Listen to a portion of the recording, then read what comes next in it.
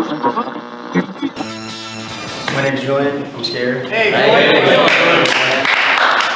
thought this was for people who wanted to skate. I think I'm at the wrong meeting. No, we totally are. Yeah. We could stop. I'm not ready to quit. I know where you guys are. Yeah. I mean, have you thought about quitting? I mean, you're here, right? Yeah, I mean, no. I'm just here to listen to you guys.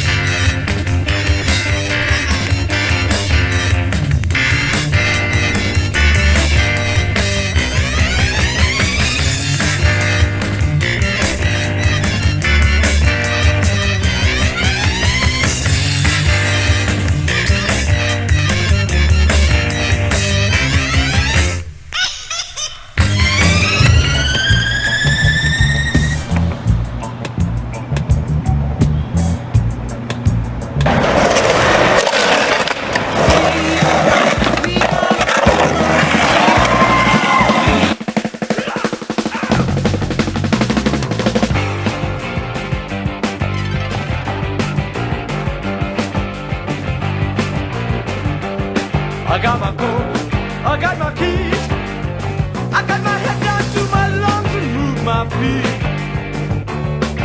Me, I got all the secretaries down on their knees. Look at them scoot. They're gonna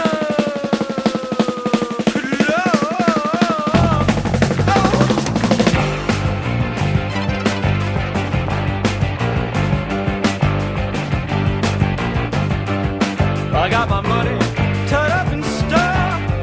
I got my man, me take my doggy for a walk. Me, I got the biggest little business down on the block. Get ready, get set, 'cause we gonna blow.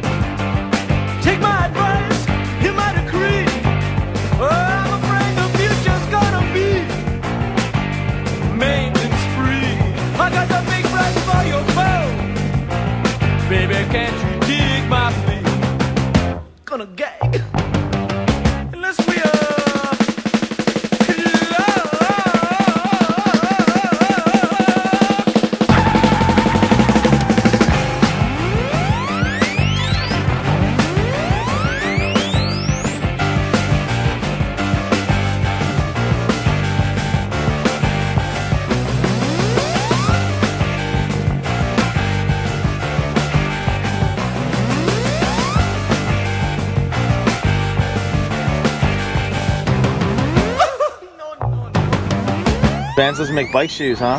No, they do, dude, but I can't get them. Oh, man, you have to tell me. Shit. Sorry, man. I can't go in the video, man.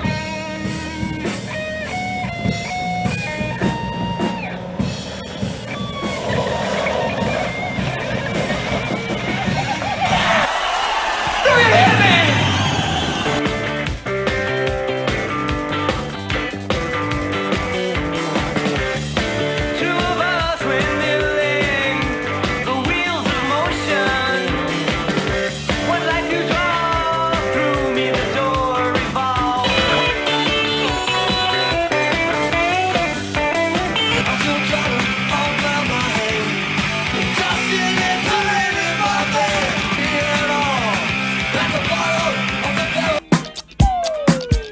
Me, who would do that? It wasn't me. I was high, couldn't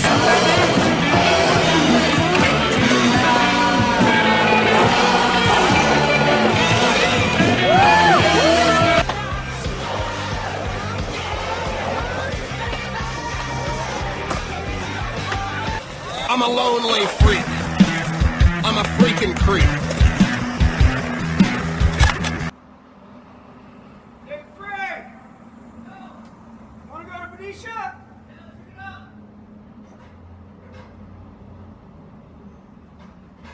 Let's go meet John at the skate park.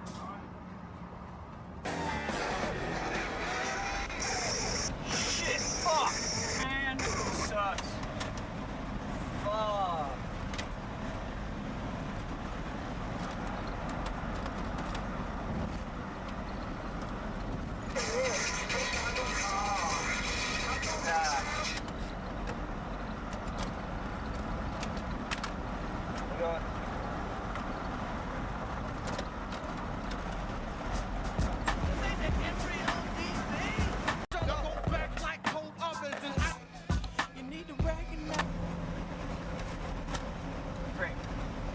Frank, could you not smoke weed in the hotel room tonight?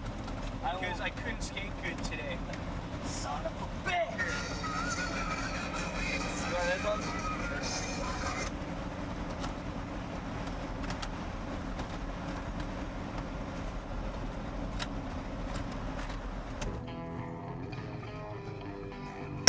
What happened? Ah, shit. Here, you fix this tape. I got another one.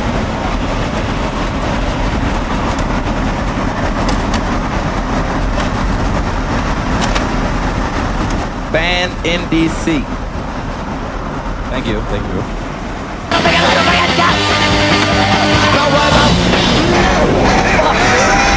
What happened? Another one? Awesome. You fix that, right? I got it. And it's always happening. Flat on black train, got my baby and gone. Train, coming round the bend.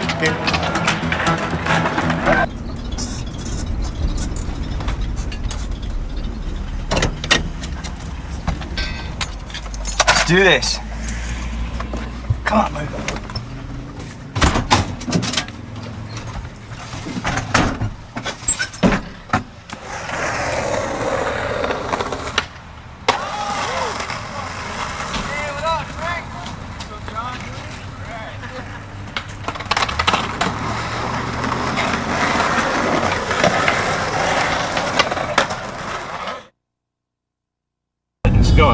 Yeah, no, that's just that's like one of the things about skating. You know, it's as much the act of skating as it is the discovery of, you know, what you're all about and checking out the world. And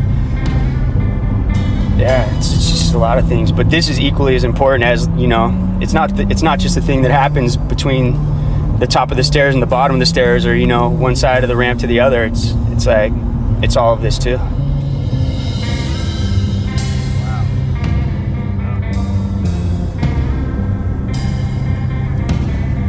If you're into skateboarding and you really love it, then you're not a part of like the everyday system. Like you you are a different breed. So like, it's in your nature to fucking want to go check it all out, man, and just cruise. And that's what we're trying to do, is just keep that going, you know?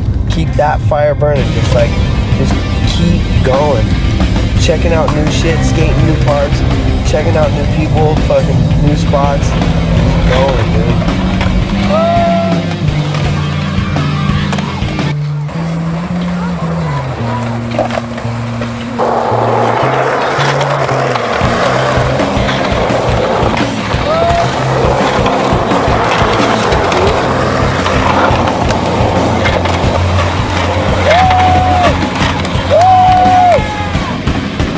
That's one of the things I've always liked about skating, is that it's for everyone. The deadhead doing stationary fucking rail flip tricks on acid in the parking lot, he's skating in his own way, you know, just like the Mongo footer and the freestyler and the pool rider. Like, everyone's doing their own thing. It's skating. It's weird. Guys with no legs ride them. You know, it's fucking rad. So what we're doing isn't in any way more cooler or radder than anything anyone else is doing. This is just our thing.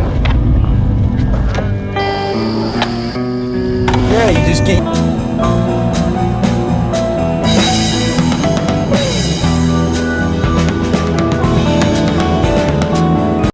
Into that. I mean, because I know for me, skating and traveling are like fucking the same thing. I mean, that's, you know. Ever since you picked up a board, though, that's what skating's been. It's taking you a little bit further from your house every day you did it.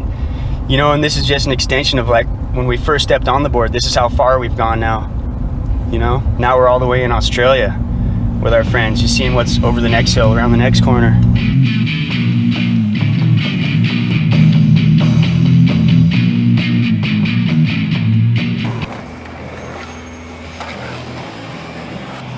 Where's Oladella in the scheme? Right here. And Wollongong's here. This is where... Well, why don't we just hit Oladella to sleep? And then charge out to here. That sounds good. Dude, I've taken these roads too. Before, these are fucking fire roads, dude. Really? They're super sick. We could charge them over there.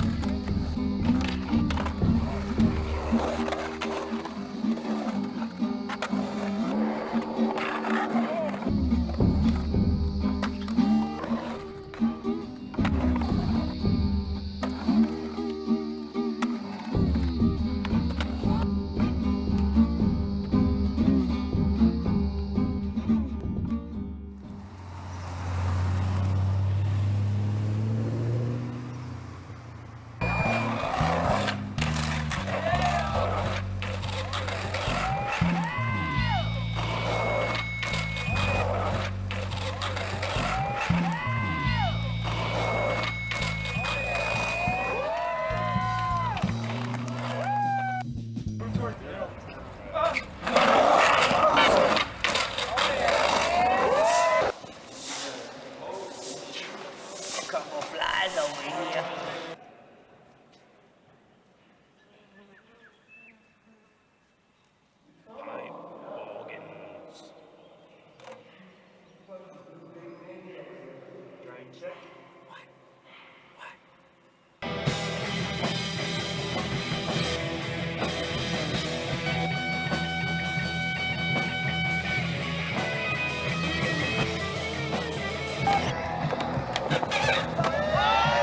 Oh yeah, this is cool. You said we should pick one of these up sometime.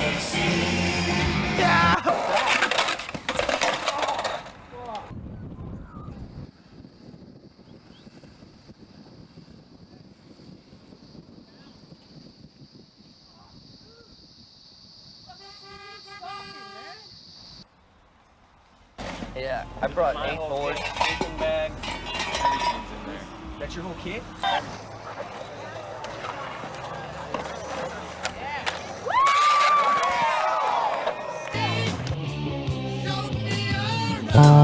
But then there's Julian Stranger, right? And he's like the most elusive of that whole crew. First dude to do a front board down a rail. Super rad, stylish skateboarder, and it's kind of like a Bigfoot sighting, you know? If you weren't there to see it live, it didn't happen. Good luck on seeing it.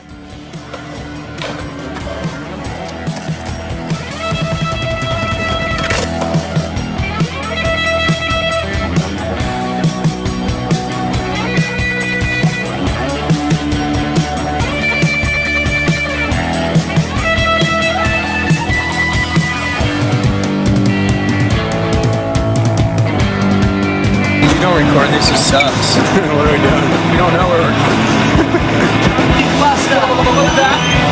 For the classics, I'm going with Julian Stranger in the Spitfire video. One of the most underrated videos of all time. Timmy Upson part, Coco part, Julian manhandling the punk wall when the punk wall was gnarly. Switch flip on that fucking big wall, the hip, everything. Check it. Just press it once, don't hold it down. See, now it's recording, right? It says record up in the corner? Yeah, yeah. And there's a red light in the bottom, right? Yeah, yeah. Okay, now press it again.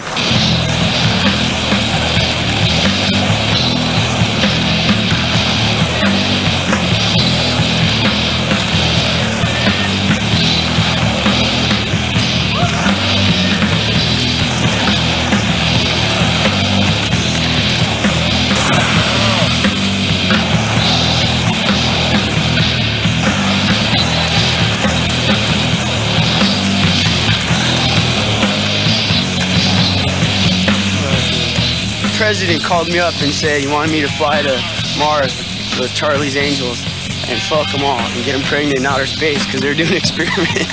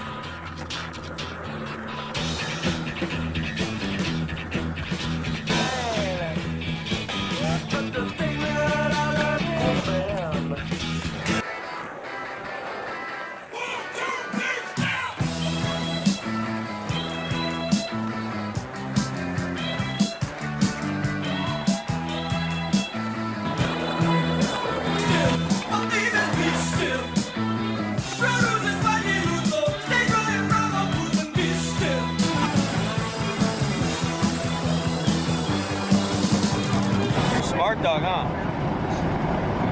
It's the most. And Sally's took to playing poker. And the Joker's up. White lines, dark as ever.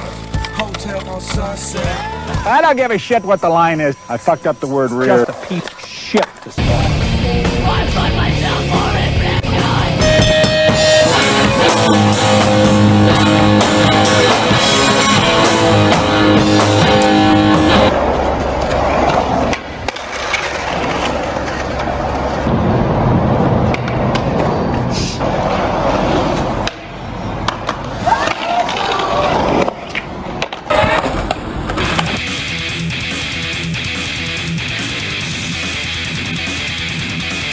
Alright, this is John Cardiel, just saying what's up. This is the classics, and you gotta check out Julian's and Sky Pager.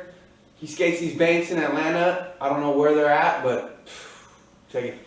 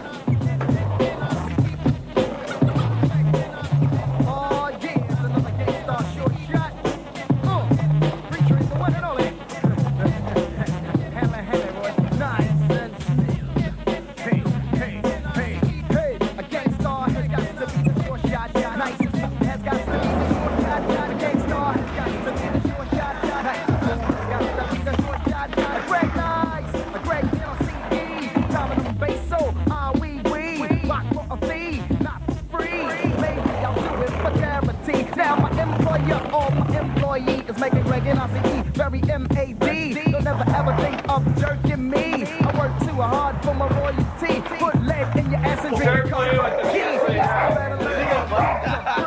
Ooh la la, we. I say Muhammad Ali. You say Clash is Clay. I say butter. You say parquet. It's alright if you wanna make a sway. I'm on way uptown. Took you to the trade. I originate. They duplicate. I praise the Lord and keep the faith. It's alright. Keep biting at the bait. 92, 1 year later, peace out, premiere, take me out with the fader. I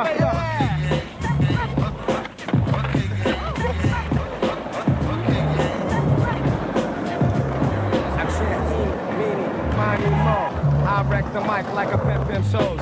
Here's how it goes, I am a genius, I mean this. I shake this, you'll take this, I'm kinda dangerous. You wish that you could come into my neighborhood. Meaning my mental state, still I'm 5'8". Crazy as I wanna be, cause I make it orderly. I'm sort of the boss, so get lost. The brother who will make you change opinions. Dominions, I'm in them when it's time to kick shit from the heart. Cause I get a piece of the action. Feeling satisfaction from the street crowd reaction. Shell full guns when they feel afraid. Too late when they dip in the kick, they get sprayed. Lemonade was a popular drink and it still is. I get more props and stunts than Bruce Willis. A poet like Langston Hughes. What did you say your name was?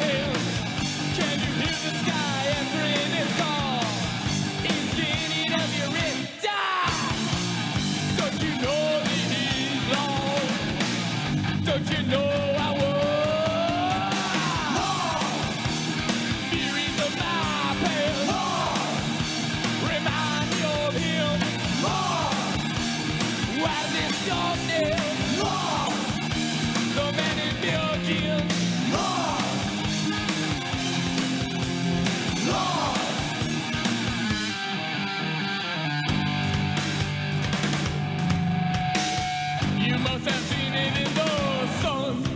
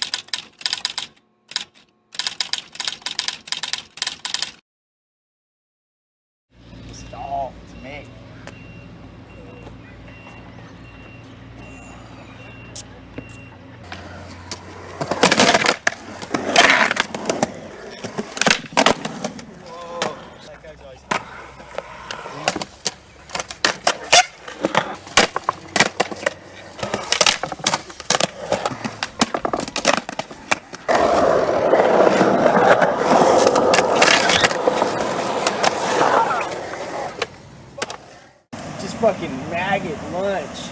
Yeah, this has got a buffet.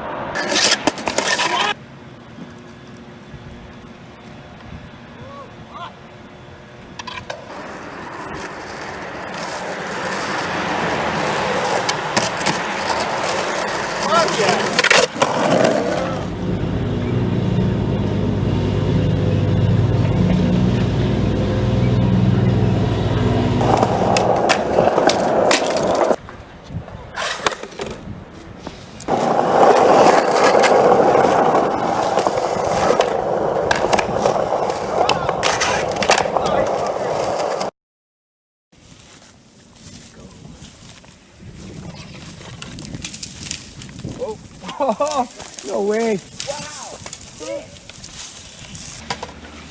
Dude, back in the day, with some Cal 3s, some 85s, it's like not even as rough.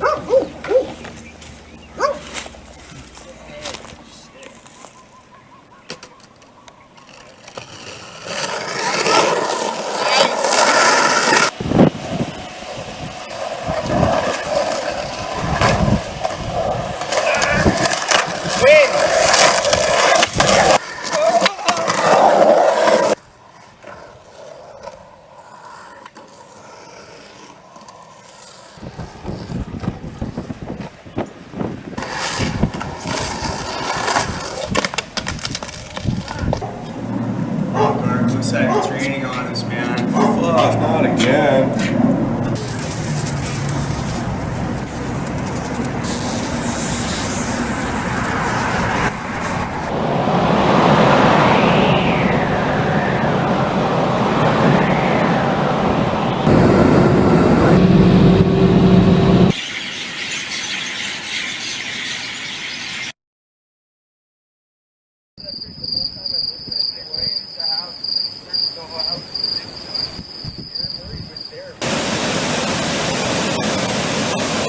This is coming out to that other island that we passed that valley, and then we're going all the way. Let me see this map.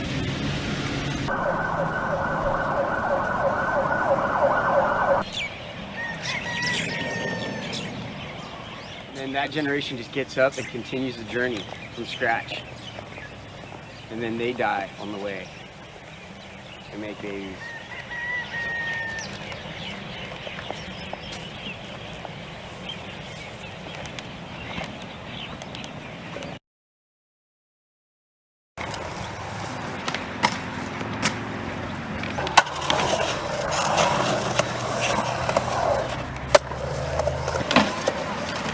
Got it. You gotta go frontside through that pocket over there. This one? Through that one? Yeah. That's it. Little Whitney back there.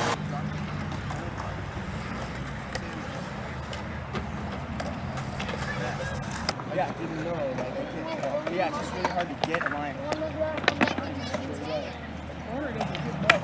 Right, and it's all like it dissolves because it's fading on you.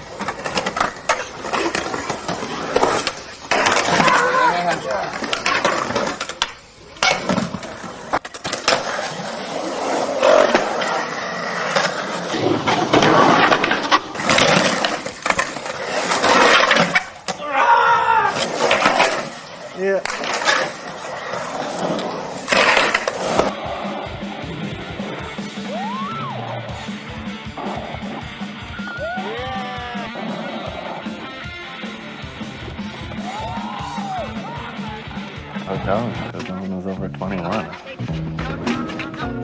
The tour also included Julian Stranger, Mickey Reyes, and Alan P.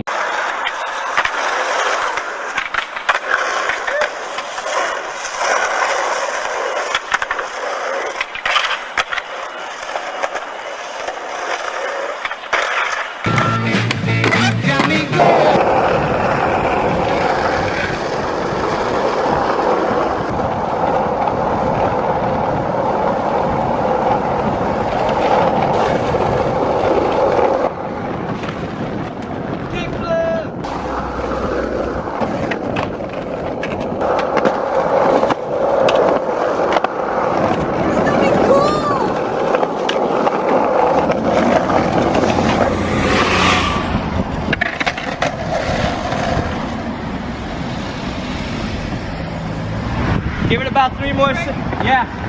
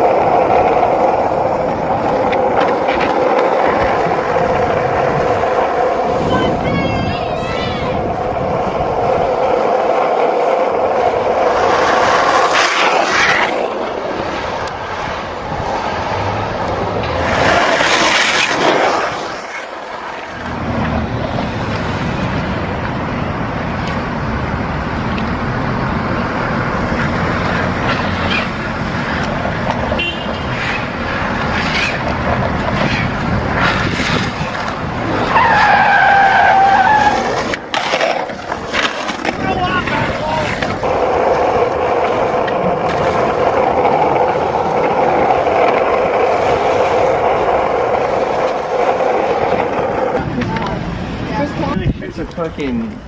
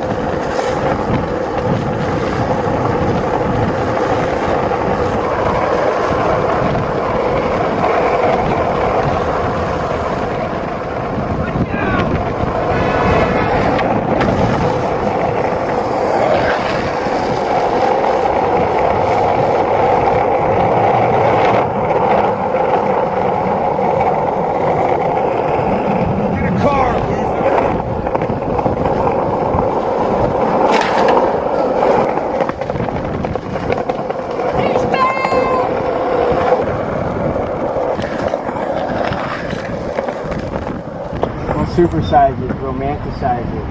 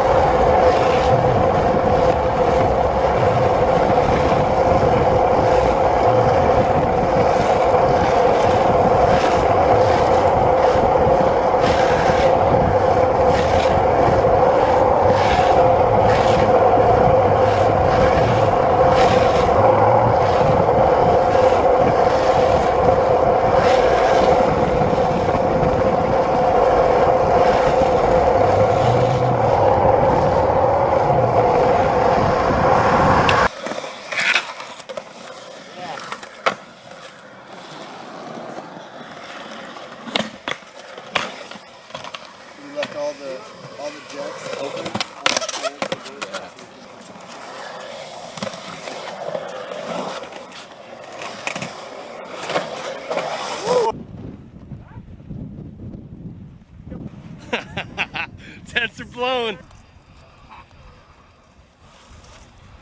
Shut up! You're not part of this. Shut the fuck up! You're not part of this. Yeah!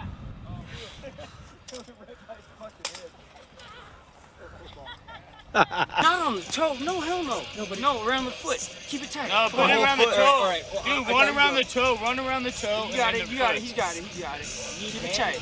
Run around the toe. No, don't. Alright, slow down. And see, he's the kind that wants to kill us America. Real neighborhoods with character. There's fucking faces.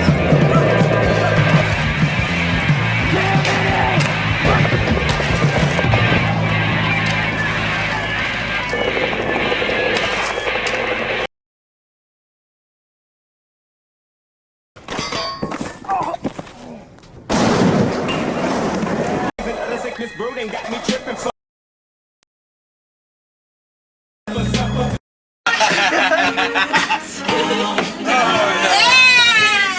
sickness brooding got me tripping for going home for supper. Giving up the guts inside the human man, motherfucker. Now eat, 'cause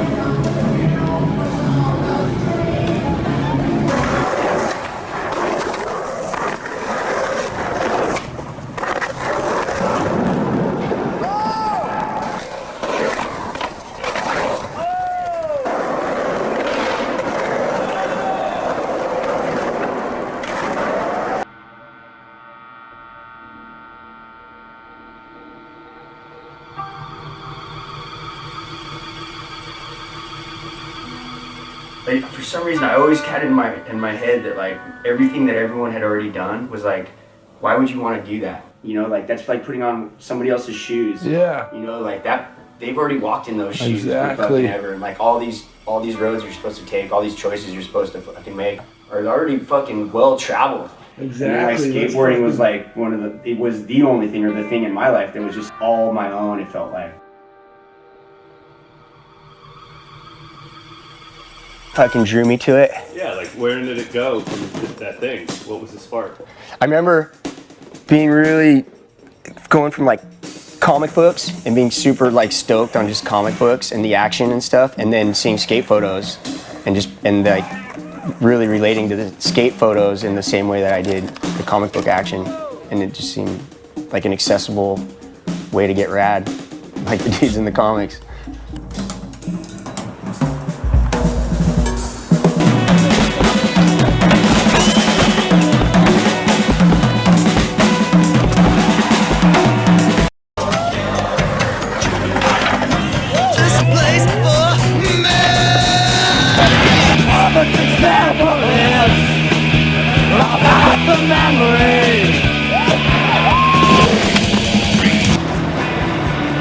You don't record this, it sucks. What are we doing? We don't know where we're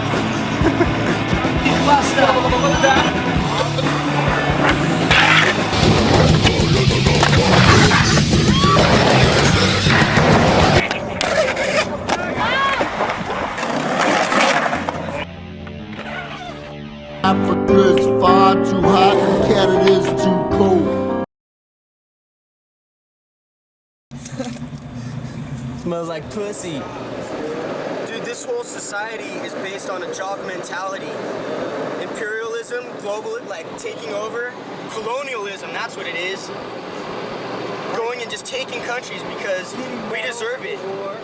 They call it manifest destiny. It's our destiny to rule the planet, to own every country. It's such fucking bullshit, man. Yeah, all we want it to ourselves. This is our country now. Get out! Get out!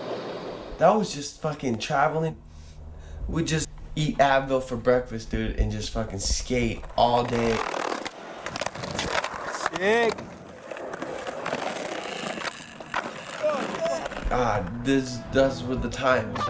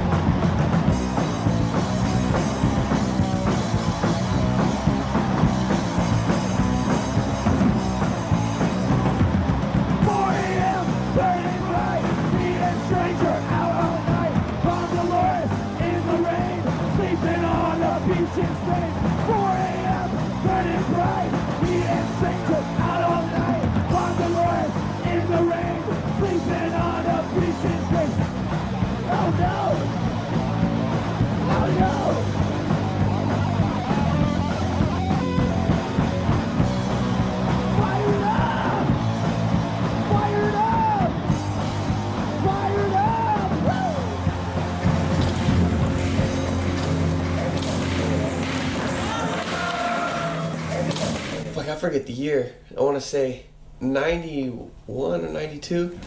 We were fucking skating the vert ramp. Fuck, Danny Way was up there, right? And I'm skating vert with Danny Way, right? And I'm like, dude, and Colin McKay, and these guys are all busting, right?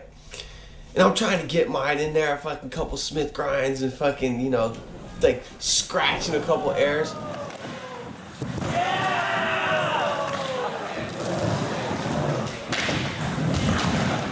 I was like, fuck it, I want to do a 540, you know? Colin McKay, Plan B. Was the only skaters on the ramp at this time?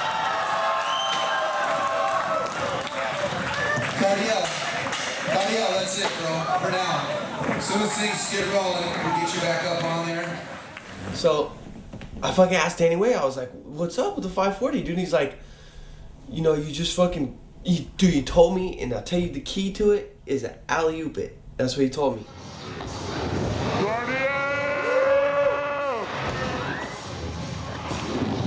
Yeah, Cardio over the years would always jump on the vert ramp in the middle of a vert practice session and start throwing down crazy tricks. But he was like the rawest dude because he didn't wear pads. He used to try backflips, and the first guy I ever even saw try a backflip on a vert ramp without pads before Slogo or anybody. You know what's the trip is Jake has the photo.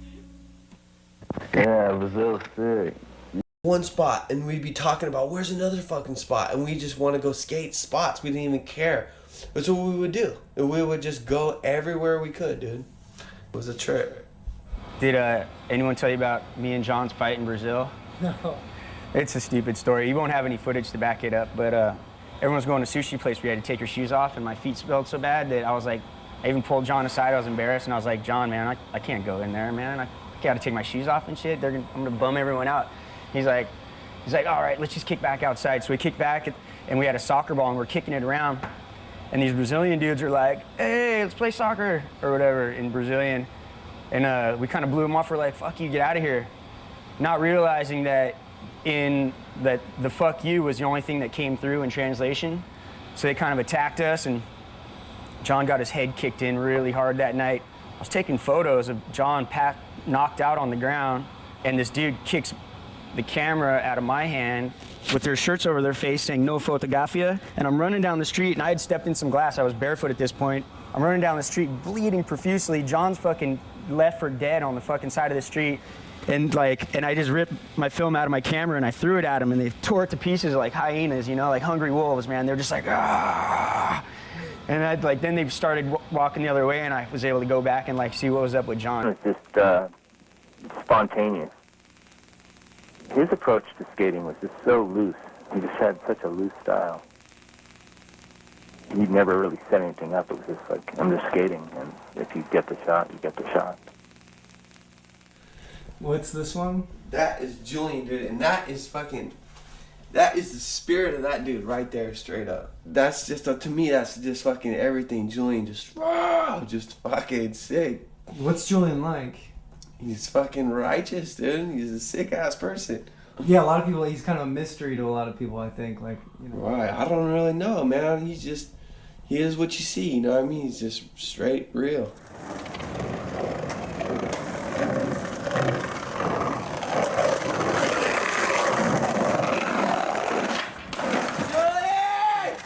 Well, what's skating with Julian like? It's fucking tiring. Him and Jake, man, both those dudes, they just go and they don't stop. And they don't care if you're behind them or not. It's like they just fucking go, and you're just like catching up like a little fucking puppy dog, and then you're just fucking like, okay, and then no, we're going over here, and you're just like, fuck, like just following them everywhere and just doing the craziest shit along the way. You're like, damn. And there's a method to it, you know, to the craziness. Is Julian the kind of person that doesn't care if it's filmed or photographed? Like he'll just... Yeah, I mean, that goes needless to say. It's just full time, it's happening. And if you have a camera or whatever and you somehow get a photo and get away with it, it's fucking tight.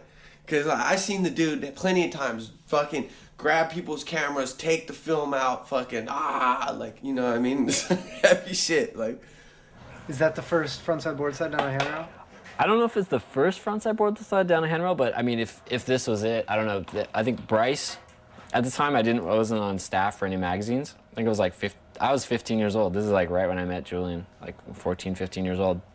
Yeah, Bryce was, I think, right here, and I shot a photo like off to the side. I don't remember Tobin being there. Wow, he poached my shit. I have the shot. I mean, I shot it. It was in Thrasher. It was around the time we were filming Sick Boy. Was that the first time anyone had done that on a rail? That was the first time ever. It was a photo in the mag, Battered Man, some sequence in the mag. It wasn't an ad? No, if you look at his hands, he's holding his hands because he was touching his hands the whole time, and he was like, just fucking hold my hands back. And the one sequence in the mag and the make, his hands, he's just like, hey.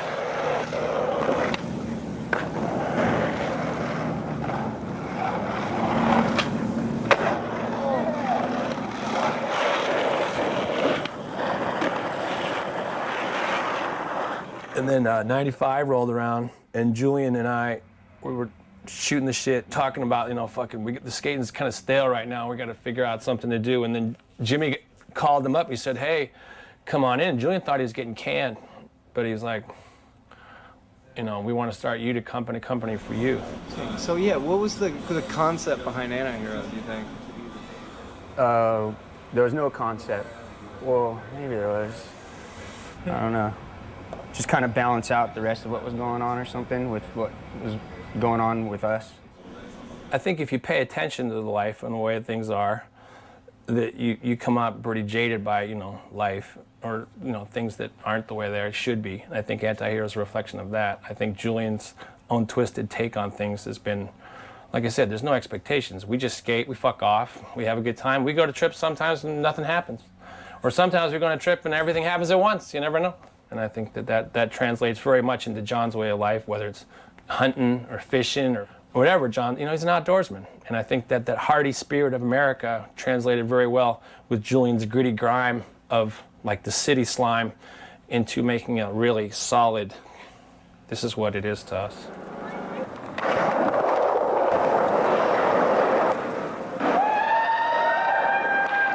Next thing you know, Julian just fucking hit me up. Julian was like, yeah, this, you know, we're thinking about this company or whatever. It was like, you know, Deluxe is kind of like hooking it up. We, you know, we're thinking about, you know, trying to start this thing. You know, we got Bob popping off. We got fucking all this shit happening right now. Like, let's fucking throw something together, you know? Like, he was just kind of saying it's there to be done. You know, are you in, you know? And I was like, fuck yeah. And fucking, boom, Antihero. It was sick.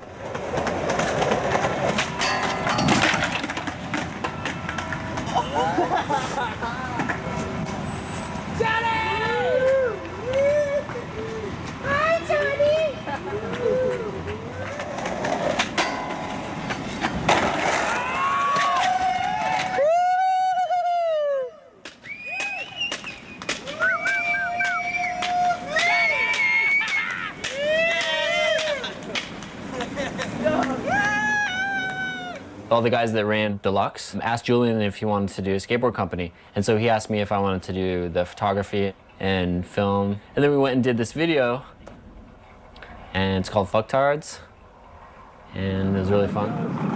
Oh my God. What? People always remember this one. Because I feel like this video's come out as just like a real classic.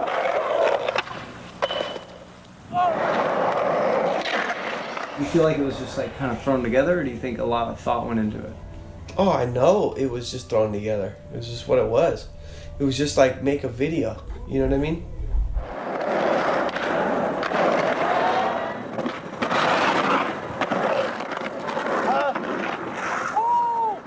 I just like, with that video, we just tried to like let each moment kind of lead to the next moment, you know? Have it, give it a sort of organic feel, just like skating, you know, like life in general. Just keep it kind of natural as opposed to tricks and parts.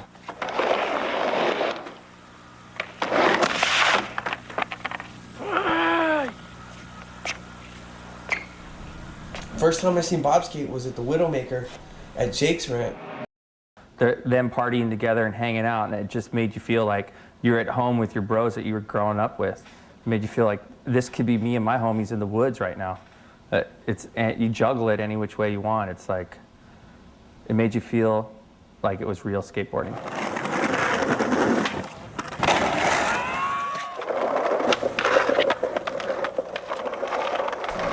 It's like, it was really raw, and I think 'cause there's no music and stuff, it's totally different than like a lot of footage that comes out. No doubt. I mean, you know what's a trip is Embarcadero got kind of flat for a while, and then fucking people started skating Union Square more. Union Square was fucking probably one of the sickest spots to skate. Red light on, record. Red light off, standby. It's on right now. It's recording. Just press the button. Yeah, well, it was only, you know, we only kicked it with each other, you know what I mean? It was like having a video camera was a burden for the most part because you had to take care of it. You know what I mean? So, like, taking care of a video camera sucked because it was like a baby. You couldn't get drunk and fucking leave it somewhere. Whenever somebody wanted to get some footage, we'd just fucking be like, okay, well, I'll film it, dude. You know what I mean? To show a trick these are the days. at a spot, I felt like just to show the spot more than the trick. Like I definitely did that for sure. Like when I edited that just for the interest of skaters, you know, like what was that spot? Kind of just to get skaters excited to cruise around. There's a lot out there. Yeah. Over there is suicidal.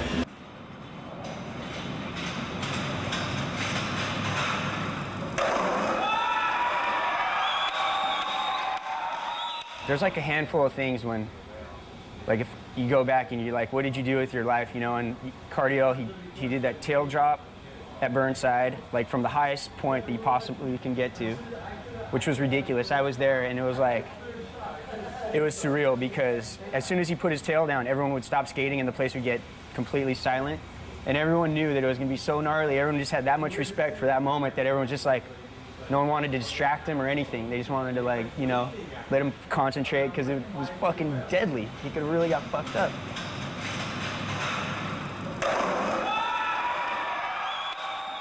He's like, I want to drop in on the vert wall at Burnside. Chew mouth full of chew, just lots of Advil.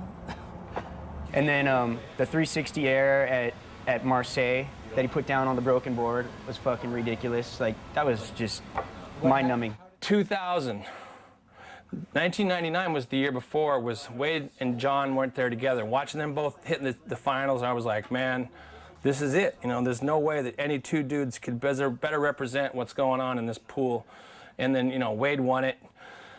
And then John, I think he got like top 10, but you know, they both were going to work. But the next year, Omar showed up and he won it, but John's like fucking trying this 360 transfer from the main hip into this bolt. My brother had passed away, like it was only a couple of months before. So I was just on some fucking possessed shit. Like I wasn't even really kicking it with nobody. I was just out there skating. I was like, fuck, I want to win this contest for my fucking brother. I was just fucking like, just on some different shit, right? Not really on some skating shit, just on some fucking, just aggression shit. Well, the fucking contest was gone. I was fucking all tired. I just done my run or whatever, and fucking, I wanted to fucking jump from the bowl to bowl, because that was like fucking only person that had ever done it was supposedly Danny Way or Andy McDonald or some shit back in the day, like 1990 or something when they just first built it. So I was like, fucking, I want to do the 360 into the bowl. Fucking, you know, this is gonna fucking set the standard. You know what I mean? So fucking, I fucking tried it. I fucking had snapped my board, and fucking I just kept trying it. You almost want to grab your friend and be like, dude, you know, you're fucking, it's over, it's done, you know, like, Rocky, you're done or something. But it's like, that's like probably the stupidest thing I would ever do if I did it, you know? Tell him fucking to give up on something, it's just, that'd be fucking retarded. He's like looking at me, and he's standing there, you know, full cardio style like that. He fucking busts out a can of Copenhagen, and he's like, takes a dip, throws me the can, and he goes, oh man, this one's going in.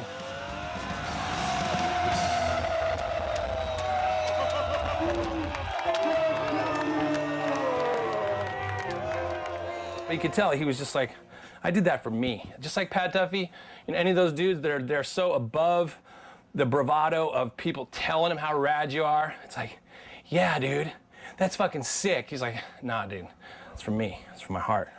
Julian told me that part of him wanted to go up to you and be like, dude, don't stop trying this, man. I bet, dude. You know what I mean? That's how fucking possessed I was. But it was fucking vibes through my brother, dude. I was just, you know, have you ever lost somebody in your life or some shit? Is you know what I mean? It's just, you're on some different shit. You know what I mean? Was that around the time you were filming Sight Unseen? Yeah. And wasn't really partying like that, so I wasn't really kicking it with everybody as hard. You know, I was just trying to skate, you know, and so John had came to me and was like, dude, we want to make this video. And I was like, cool, something to focus on, you know what I mean? And I was like stoked on that. So fucking, it was just a blessing to work on that video with John, and it was tight, dude. John is such a sick person. John Holland, he's fucking a dope golfer, and he's a tight ass dude.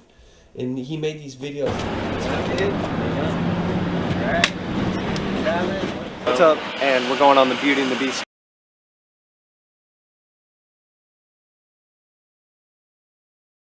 Whose idea was this for the tour? It was their idea. A couple years ago, it came up as like Antihero versus Girl, and I was way not into that. We just get our ass kicked all over the place. So. Kind of took a couple years to find the right. Yeah. When I was on teams when I was a lot younger, I was always really stoked on the team aspect. You know, like good group of friends. You know, and that was more important than like necessarily how good a guy was or if they won contests or anything. It was just like you had to get the right people together, and I think that's what these guys do. I think that's what we do. You don't treat skaters like meat. They're not pro athletes. They're friends. Both companies really care about skateboarding and just want to keep it really interesting for people like ourselves, you know, for our peers, you know, not just create a commodity.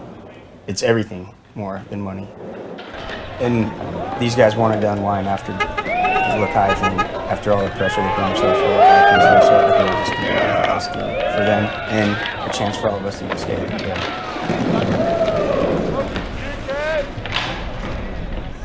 Mike. Little kids, they didn't even understand what was happening in front of them, you know. But to the guys our age and a little bit younger, there was some younger. It was like hard to even differentiate, like.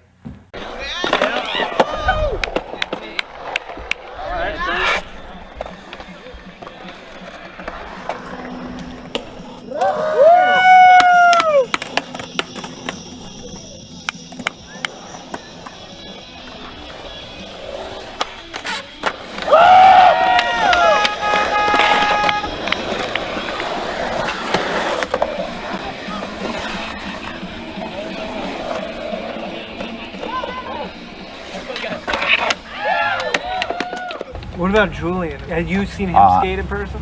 No. He wouldn't skate that much. Or he would, but like, he'd be trying something and like, everyone like would sit down and start watching and he'd be like, you know, be over it. He's kind of like Pappalardo in that sense. Like, doing his own thing and then like, once like 5 people notice it, he's like, oh fuck, I'm over it.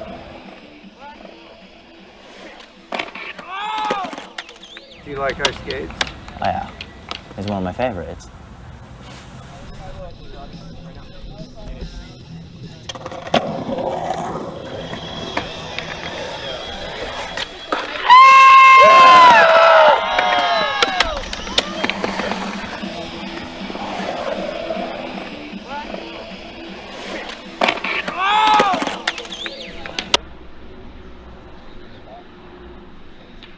Did you get some of last night's action, Pat?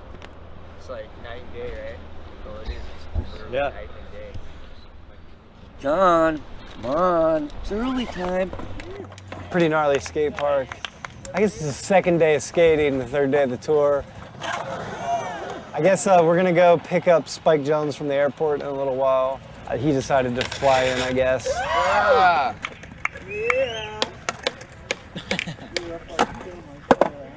Serious question? Is this the time and the place for it? Okay, what? If you could trade one skater from Antihero for a skater from Girl, who would you trade?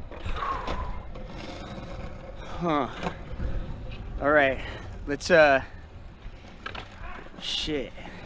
It's like a chess match, right? So you want to take an equally strong piece if you know you're gonna lose one. You don't have an answer for that, honestly, dude.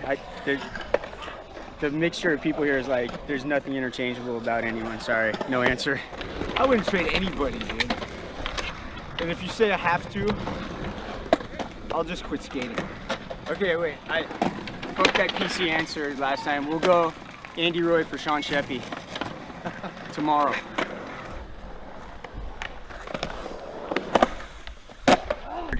$51.50. Yeah. Here's your number. Or wait. You're 88. Sorry. Oh, mistake here. Did our team captain sign us up? Yeah, you guys are all signed up. Where do we got you, Spike? Oh, we got your number right here. Granted, we didn't put too much thought into these, so it's like, it's nothing personal if you're offended or something. Sweet. There No, you go. fuck, that's appropriate. All right. Julian hooked up a race, time trials. It's delicious. Just ketchup, seasoning. You guys see the fight last night? Timo? John and Timo whooped on those two dudes. You've seen those two dudes the first time they came around, right? When you're asked to leave, you have to leave. Hey, Mikey, you awake? If you don't,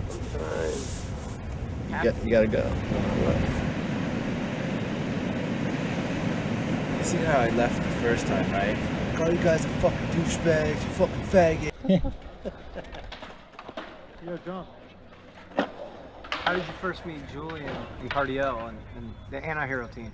The Hellride crew I met when I was 21. We went to Australia together. Andy Roy invited me to go along. Did you feel like when you met those guys that was something you wanted to skate for, like, or that was a crew you wanted to roll with? Yeah, I definitely wanted to travel with these guys as much as possible and continue this saga.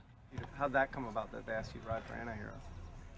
We were in Marseille, and I was staying with John and Julian in their room, and they were like, we want to make this happen, but it's just going to take some time. And then a year later from that point, I was on the team. How's the experience of riding for Antihero different than some of these other companies you rode for? Just, we travel good together. It's the main thing. Just being able to travel with your friends and have a good time. Have you been on?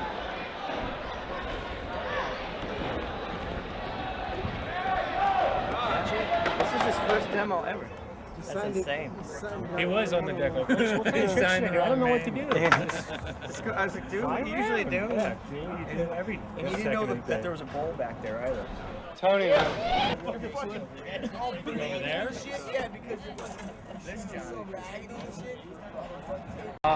And we're gonna talk to Julian, Cardiel, Q. And the guy goes, I go, hey, where are you from? And he goes, I'm from the coast. And I always thought he's from the Oregon coast, but wherever. I remember people by their faces more than their names, because I know hundreds of thousands of people. I can't remember everybody's name.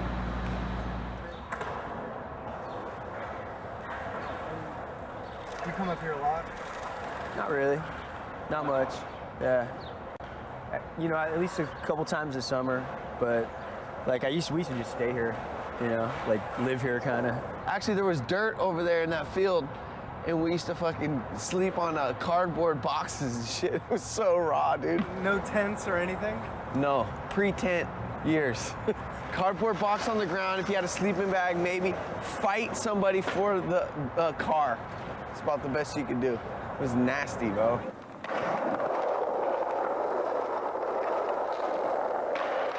I came here when the first bowl was here.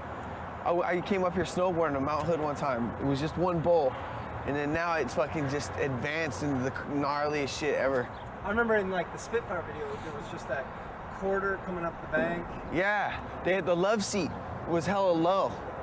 But it's always been hella love up here in fucking Burnside, man. Much smoother, yeah. But then wheels were bigger, so, you know. Wheels bigger than? Yeah. The first time I came here, it seemed so rough that I was like, how do people... Like, I saw some of the videos, and I was like, oh, it's going to be easy. And then you get to, you're like... Well, like you can see right there, it has a whole new floor, but the original Burnside was on this, you know? So this is what it was for a long time. It does look like it's in really good shape right now, though.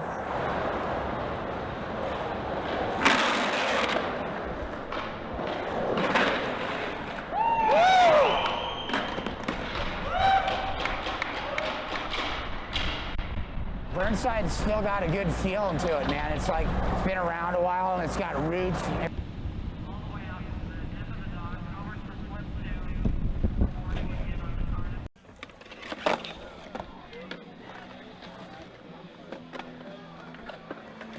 Park it's huge. It's the only park that was built by Dreamland and Grindline together. They kind of came together on this one. It shows. Never say you ain't got wait goodbye till you stop them. Just because you find love.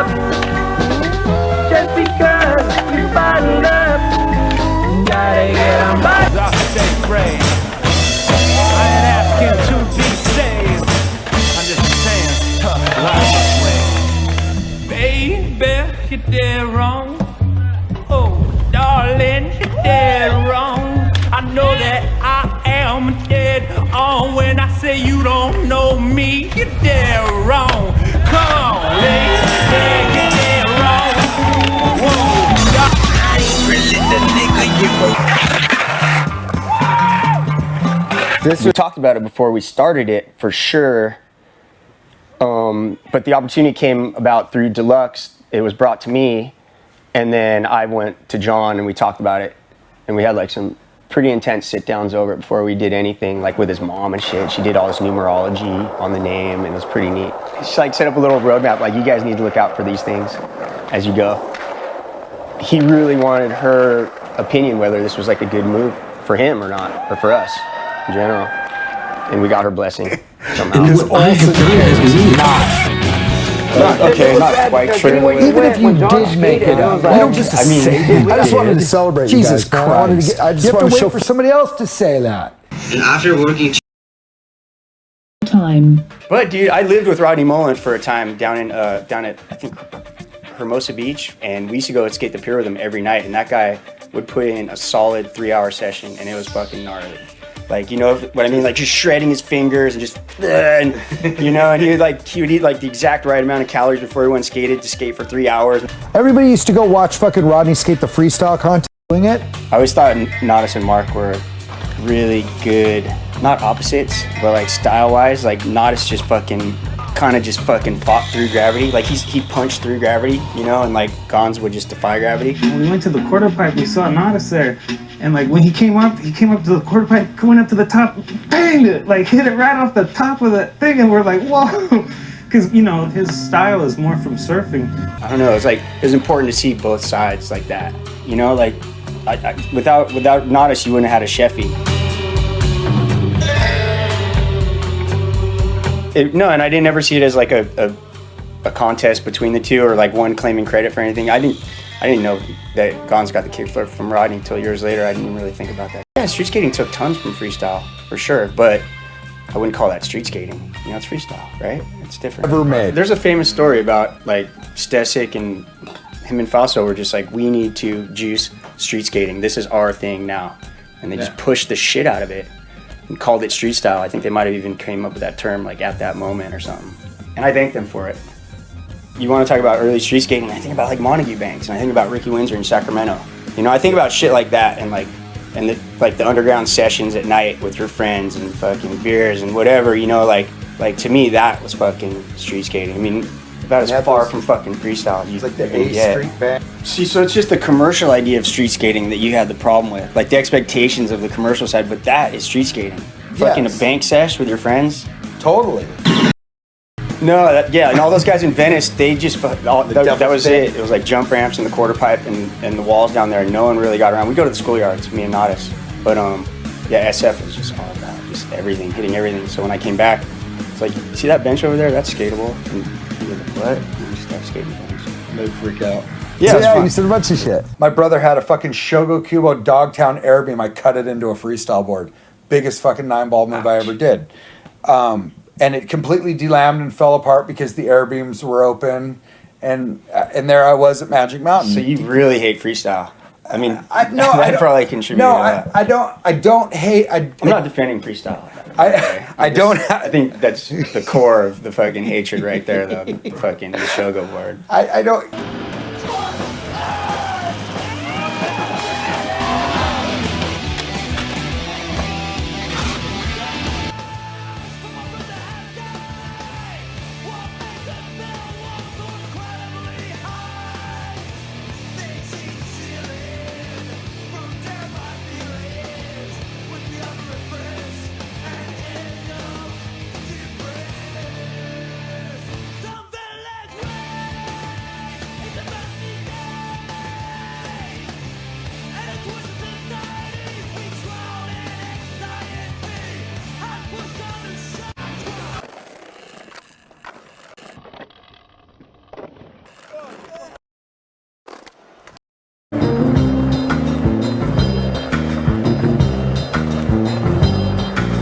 Back and forth.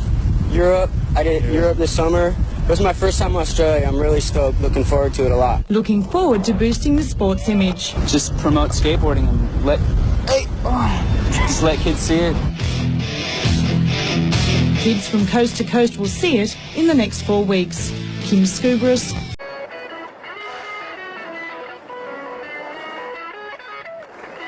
I'm a lonely freak. I'm a freaking creep. And all The name of this poem is called Donald Peachliff. The name of this poem is called Donald Peachliff.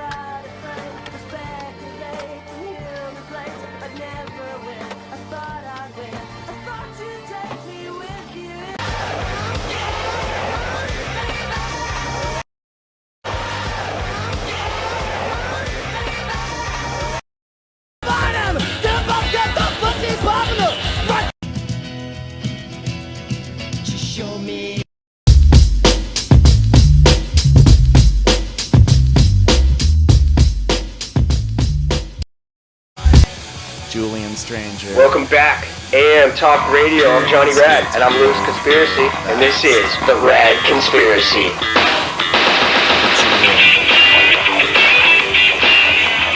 Today we're going to be touching on a couple subjects: freestyle agenda, what's behind blackouts, is the government droning my backyard, triangular circulation, string cheese theory. You might not like what you hear, but you'll hear it, and that's why we're here. In your book, The Right Way to Turn, you go into the Gator thing. You go there. I go there. You have documents you say that you cannot publish, for various reasons. Your life has been threatened by Gator himself. You hypothesized that Gator was framed, and he took the fall. That's true, that's true. You know, every conspiracy has its grassy knoll, and in this one it was a vert ramp. He was getting too big for his britches out there, and somebody had to stop him and put a whole Whoa Nelly on his tomfoolery. Hang the frame, look at the frame. Picture the frame, Gator's face right in it. 3 or more people in conspiracy. Look at the industry today, how many freestylers out there?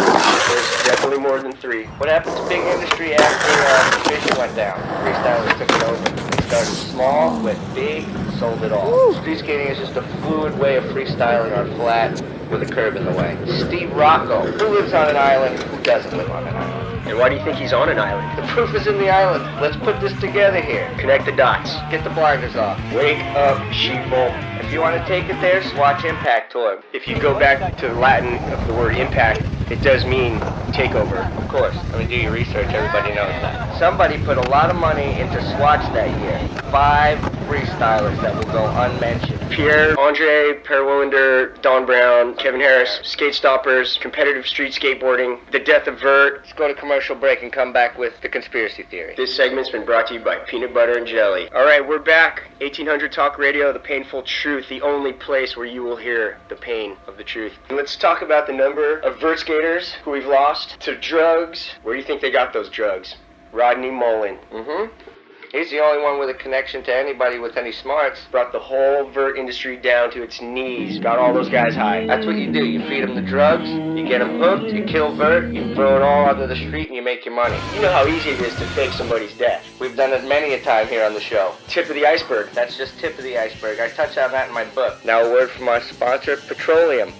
It's good. You're back with us. This is your life. This is my life. This is our lives. Let's take a caller. Caller, you're on. What do you got? Blue suede shoes by Elvis. Did I win the tickets? He calls every week. He has nothing to say. Caller, all right. So you were at Savannah Slamma. I was there, yeah. What did you see exactly? Well, what I saw was a conspiracy in the corner with a couple freestylers that will go nameless. And if you look, Caballero was not conforming there. He did a lot of the big 360s, and how'd he do? I believe he got 6. And if you noticed, whoever did the most nose manuals on flat got first. Amazing. You were actually there. All right. Thank you, caller. We're going to get into that. Oh, yeah, thank you. You proposed a theory last week that you were talking about skate park alien landing pad connection. Can we go back to that for a minute? If you look at the unidentified flying object, the saucer will fit inside a skate bowl, letting the aliens out the bottom so they can get out the shallow end and then, you know, obviously take over the Earth. Obviously. And you point out in page 18, if you took a photo from space of some of these skate parks, the configurations are similar, and you'll notice that they're all connected and everybody goes counterclockwise, proving that all UFOs come from Australia. It's not Aurora Borealis, but I think it's the Coriolis effect. The Areola Borealis. Correct. Talk about Area 51, also known as the Devil's Taint, No Man's Land, CIA headquarters, where they landed. The government's pissing on our leg right now and telling us it's raining. And now, a word from our sponsor. Try new Newman's underwear grease, where skid marks slide right off. No more skid marks. In your book, page 5, you talk about the Great Vision Skate Escape. You say Stacy Peralta made Christian Massoy throw the contest Fact. to further the freestyle agenda. Fact. These are facts. You have documents in your book. I've seen them. I have my ticket to get into the contest to prove I was there. Have you ever seen Holmes miss a Christ Air? Have you ever seen Holmes miss a 540? In that contest, you could tell that the money was in his pocket or something was up. Because after that, off the face of the earth. He hasn't won a contest since. The pit is really bottomless on this. This conspiracy is so big that you can't even see it. If you watch Gonzalo the Big Channel, you could see it. Per Wellender's hand just grab his truck to hang him up. I forget who won it. Was it Reggie Barnes who won that one? Well, look what happened to Vision after that, a couple years after that. They're stuck with about $200 million worth of pink sweatshirts. This is the freestylers' agenda to kill Vert, put street on the map, and take all the credit for today's tricks. You think if that warehouse was full of Primo and Diana sweatshirts that those things would have been sitting there for 3 years? Hell no. They would have pushed those at Disney's and at SeaWorld. Oh, here's another thing. What's the worst thing that could possibly happen to you when you're skateboarding? A Primo. Wow. Wow. You blew my mind right there. It gives you the eagle claw foot, and then next thing you know, you can't kickflip anymore. You're back riding Vert.